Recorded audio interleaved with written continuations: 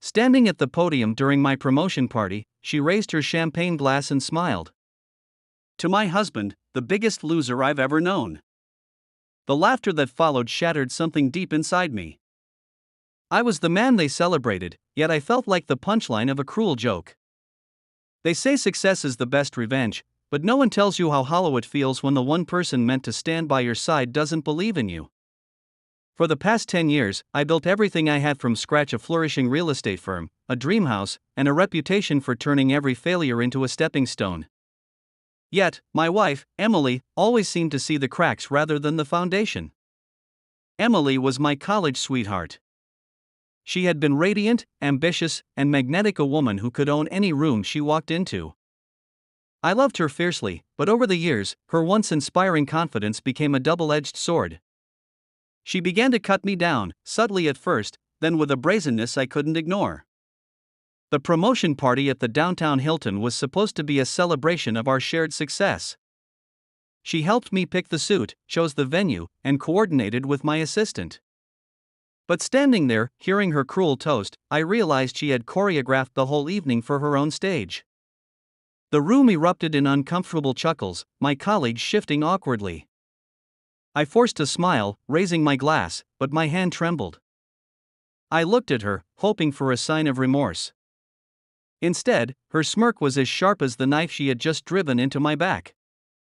The ride home was suffocatingly silent. Emily scrolled through her phone, her lips curling into a smug grin now and then. "You didn't have to do that," I said, my voice low, measured. "Do what?" she asked, feigning innocence. "Humiliate me. Call me a loser. In front of everyone, Emily." Her laugh was cold. "Oh, come on, David. Don't be so dramatic. It was a joke. Besides, it's not like they don't already think it." Her words hit harder than the champagne ever could.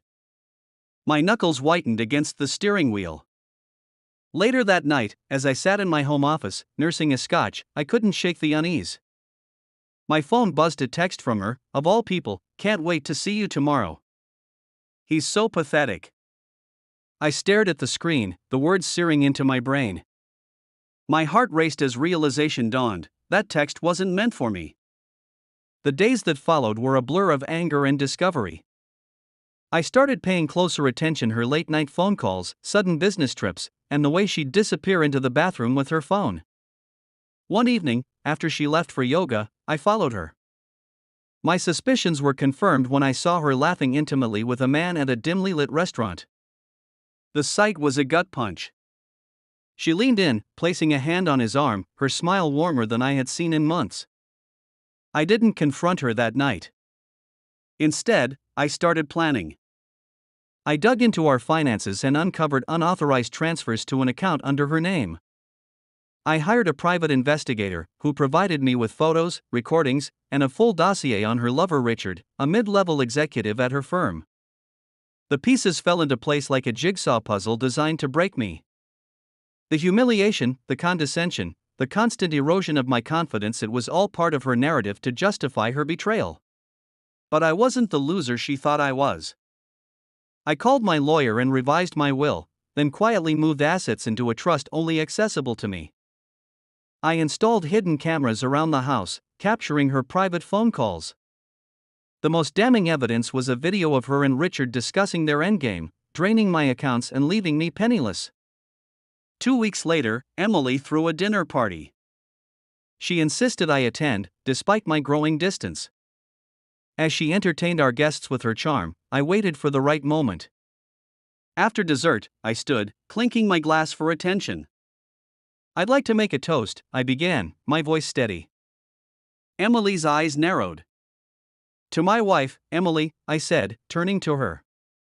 "For her dedication, her ambition, and her creativity. You've truly outdone yourself."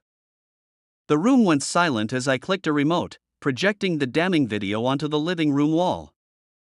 Gasps filled the room as Emily's betrayal played out before her friends, her lover's voice unmistakable. She lunged for the remote, but I stepped aside. "Sit down, Emily.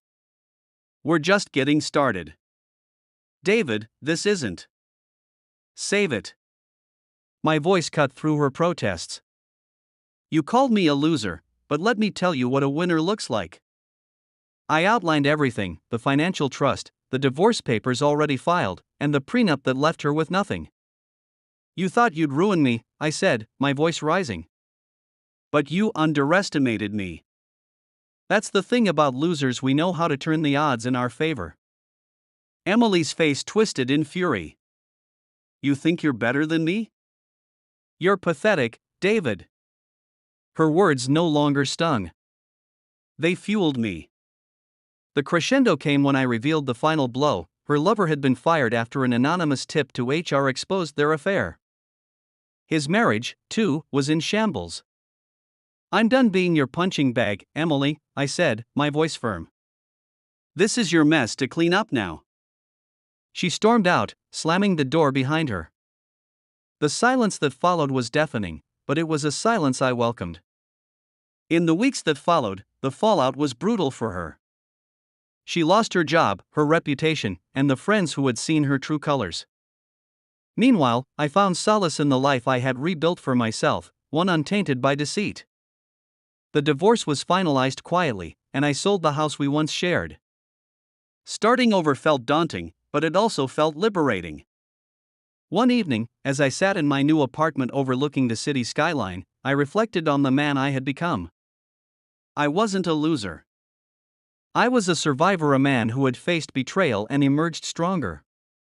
Emily's voice still echoed in my mind sometimes, but it no longer had power over me. Because the truth was, I had won. And that victory was mine alone. They say success is the best revenge. But the real victory? Walking away with your dignity intact and leaving the broken pieces of betrayal behind.